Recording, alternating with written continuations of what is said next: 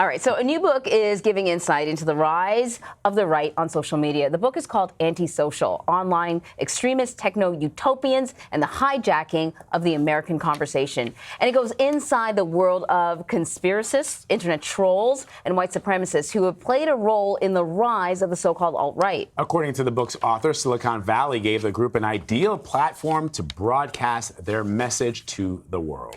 Andrew Marantz is the author of that book and joins us now. He's also a staff writer for The New Yorker. Thank you for joining us. Such a fascinating subject. So what I like about your approach to this book, and I heard you talk about this before, is we have been talking a lot about what is happening to the internet. What's the ugliness on the internet? What is it doing to us? What's it doing to our psyche?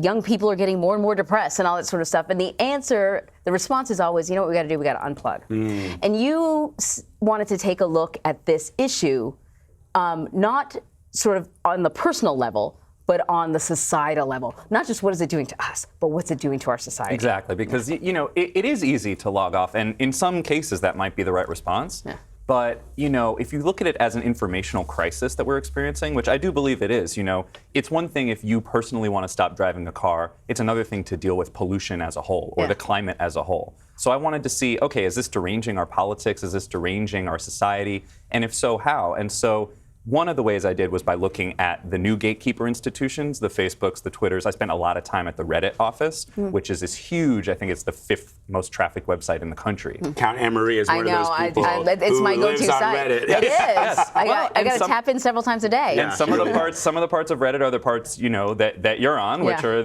most of it is totally benign, but there are these parts that are pushing some pro-fascist rhetoric, some pro-racist rhetoric. And the original ethos of these companies was pure free speech. You know, you were talking about the First Amendment earlier. The problem is these companies are not actually governed by the First Amendment. The First Amendment governs the government. So these companies just sort of took this analogous approach of do whatever you want, say whatever you want. And I think of it as like a party. You know, if you're hosting a warehouse party and you just let everyone in, you don't card anyone, you don't have marked exits, right, in case something goes wrong.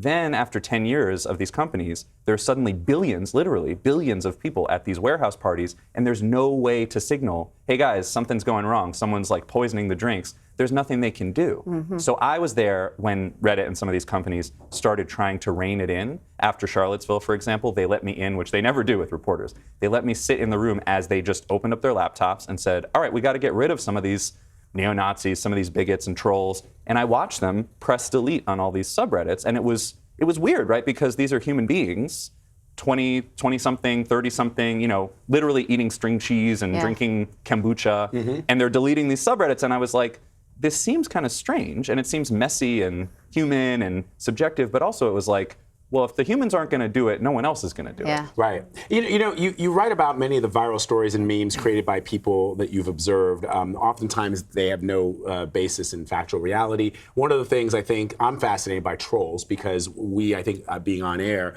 probably get more of our fair share of people who troll. And it doesn't affect me at all because I look at somebody who's got a Getty image of an African-American woman trying to make me believe that that's who they are.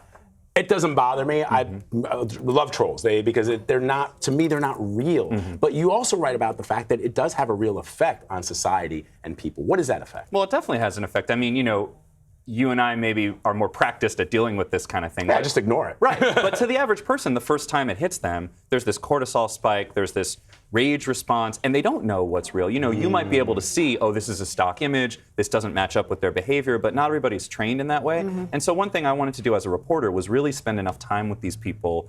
You know, we've all had the trolls? The trolls, yeah, the actual people behind these accounts. Because we're used to thinking of everything online as being just shrouded in mystery. You can never know what's real. And in some cases, that's true. You know, when you have Russian state actors that are being put up to it by Putin, you know, we don't have subpoena power as normal citizens. We can't go in and see what they're doing.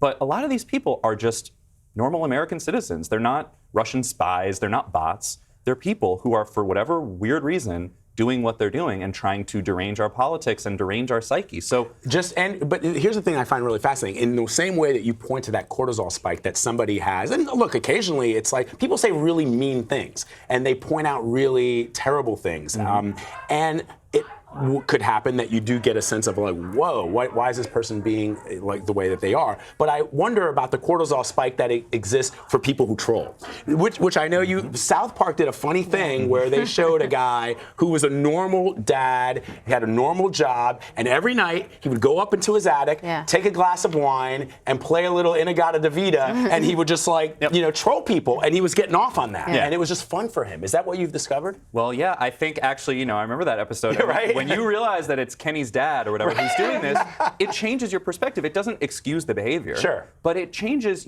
I wanted to find that line between not excusing, but actually trying to understand at a deeper level. Because the kind of reporting I do, you don't sort of just parachute in, interview someone and leave. You stick around and try to really see what happens when the mask starts to slip. And that could happen in a positive or negative direction. Sometimes people pretend to be more benign than they are, but they're actually really committed to horrible ideologies. Other times, they are pretending to be these ideologues, but actually they have no real beliefs, and they're just in it for the fame or the entertainment value or for some personal reason. So when you actually go into these people's homes, I would go, there was a guy in Orange County, California, who seemed like he would be some screaming teenager in his basement. You walk in there, he's like a 40-year-old guy, he's married, he's actually married to a woman of color, he has a kid, he has a dog, and you sit in his living room and watch him, and not only is he doing these things to individual people, targeting them on Twitter, he's doing it to our society and our politics at large. So he would take a trending topic, he would make up a hashtag that he wanted to trend, and just decide, I want this to be the news of the day. He would make that hashtag trend based on his followers on Periscope and Twitter. They would all band together and do it. None of this is against the rules. And they would just start doing it and creating this kind of sort of focused activism. And it would be like, Hillary has dementia or something totally made up. Right. They would get that to trend. It would then go to the Drudge Report and then to TV and then to the newspaper, to the point where I would wake up in my hotel room the next morning, read the newspaper, and go, I know who started this rumor. Right. And so that's, I think, what is so sort of scary, I think, for us in the media, is that you've got this kind of closed circle, and suddenly it becomes, it goes from a guy who just posted a hashtag because he wanted to see if he could trend to, well, people are saying XYZ, because people actually are saying that, in just sort of a couple of days. And then to find out that for you, it was hard to determine whether or not they were sincere at all. I wanted to ask you why you think it appears to me that this is overwhelmingly male and white. Yes, it is. Well, and so part of that is, and I did have plenty of women actually, and some people of color in my book. A lot of people were fine with me being a Jewish reporter. Some people had a big problem with that, especially after Charlottesville. They would sort of issue these veiled threats and stuff. So there's a range. I think the misogyny thing is really kind of the base of the pyramid, if you had to put a finger on it. It's all intermingled, but that seems to be the base of a lot of the rage. And, actually people ask me how much I get, we were saying in terms of the trolling I get.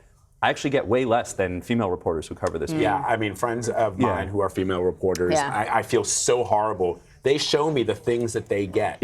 Our White House correspondent, Well, people, the worst stuff. For you, you said it doesn't really bother you. And I know that it's just a troll, but I have to silence it because there's another element to it, and it's about feeling. You block them or you mute them. I mute them. But it's about feeling physically threatened. You know what I mean? That there's an additional vulnerability that I might have that you don't have. I don't mute them just because I want to know what people are saying, and also there's a sense. I actually spoke to security personnel about this a couple of years ago, and they mentioned that generally you don't want to block this stuff because if somebody actually ever really physically threatens you and turns up here at the broadcast center, if you're not tracking what they're saying, you might miss that. Right. So. Well, and in terms of why this stuff is so motivating, the way the internet was built by these companies like Facebook and Twitter, it's built around engaging emotion. What engages you? What excites you? What gets your blood pumping?